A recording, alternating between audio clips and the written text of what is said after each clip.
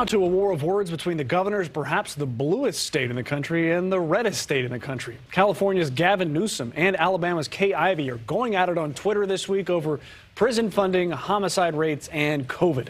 Alex Caprariello is live in Los Angeles with more. California Governor Gavin Newsom, a potential Democratic presidential hopeful, called out the way Alabama used federal money, $400 million to be exact, to update its prison system instead of update its outdated education system. Now, according to the latest U.S. News and World Report, Alabama currently ranks 47th in the nation when it comes to education. In contrast, California ranks 20th. Here's what Newsom had to say. Both California and Alabama received substantial amount of new money from the federal government. Alabama spent hundreds of millions of dollars of that federal money, $400 million to be exact, on 2 super-sized prisons. No investment in kids, no investment in real choice. California, on the other hand, has spent our federal money, invested it by giving 3.5 million kids college savings accounts. The Alabama governor fired back at Newsom on Twitter, defending her decision and criticizing California's crime rate and state policies, which have led to 118,000 Californians leaving the state in 2021. She wrote, "Folks are making their choice, leaving California in droves and calling red states like Alabama home. Down here, we're focused on public safety. And if we're talking COVID relief, we invested billions in our students." Newsom finished with one last dig, pushing back on her stance on public safety and the pandemic, writing, "The same common sense that led to your COVID death rate being so high your population shrunk for the first time, or your homicide rate being the 3rd highest in the country." Now, of course, Governor Newsom is no stranger to political attacks or being on the attack. He recently released his own political ad in the state of Florida and has criticized Texas Governor Greg Abbott about his lenient gun policies.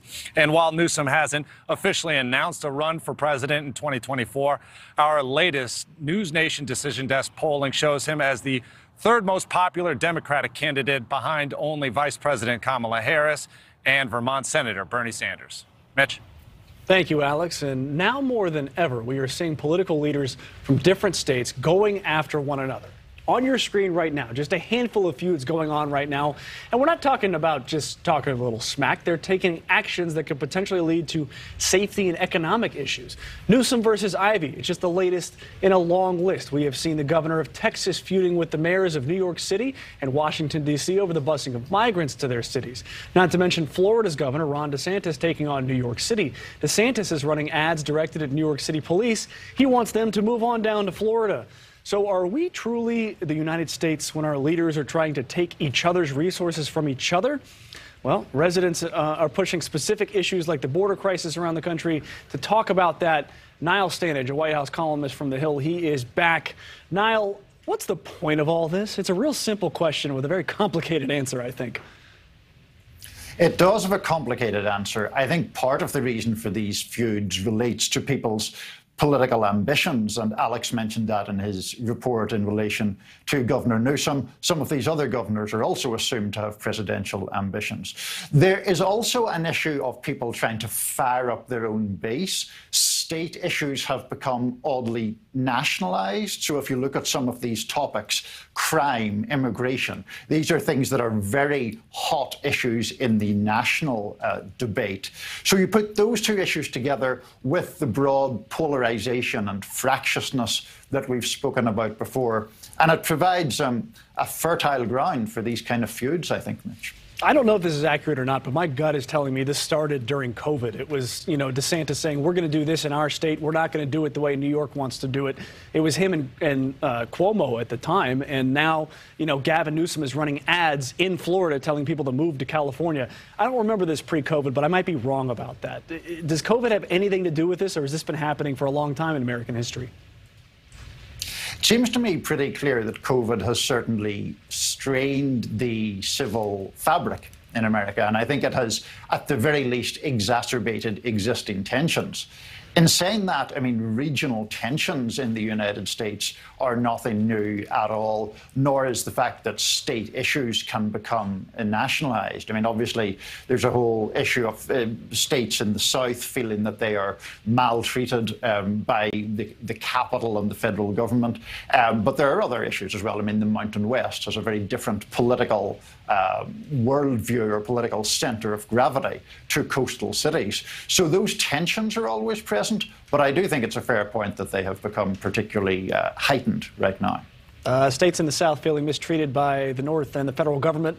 We have seen how that movie ends. We don't need to see that again. But in some way, these actions, busing migrants, running ads, it's kind of working. You've got Governor Abbott in Texas. He's getting a lot of political attention. And even Newsom is getting attention, calling out Alabama's governor and telling people they should move from Florida to California to be in a better place to live. So is this just going to be the new normal because it seems to be working and it's getting attention? It's certainly getting attention for these governors, and the nature of the issues mean that they get media attention, they get onto major networks, they get to talk about these things to their supporters. And if you look at something like Newsom against Ivey, well, a liberal Democrat from California versus a conservative Republican from Alabama, both sides, in a sense, have a vested interest in keeping that kind of feud going, because nobody who's going to vote for Gavin Newsom is going to be rallying to Kay Ivey's defence, and vice versa. So it is part of this situation where the political incentives in this country right now have, I think, begun to feed rather negative dynamics overall. Yeah, I mean, if you're Kay Ivey, you're going, Gavin Newsom is criticizing me? Great. I'll put that in a campaign ad. Right. If California doesn't like the way I do things, that means we're doing things right. That's the Alabama mentality.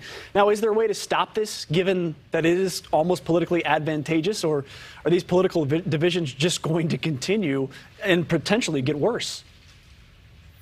Sadly, I think the answer is probably the latter. It's very difficult to see how those divisions will be eased or ameliorated anytime soon. There was an opinion poll or a survey put out, excuse me, Mitch, by the Pew Research Center just earlier this month, and some of the findings were amazing. I mean, 64% of Democrats think Republicans are dishonest. 72% of Republicans think the same of Democrats. In terms of supporters of either party, about 40% would be upset if one of their children married a supporter of the other party.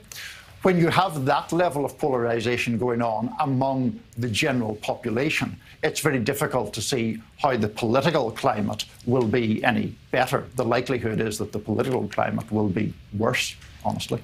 I'm disappointed to hear those stats. That's terrible. You're not terrible, though. You're wonderful. Niall Stanage, thanks for doing double duty for us here on Morning in America. We appreciate it. Thanks, Mitch. Thank you for watching. Go to newsnationnow.com to find NewsNation on your television provider. And don't forget to click the red subscribe button below to get more of NewsNation's fact-driven, unbiased coverage.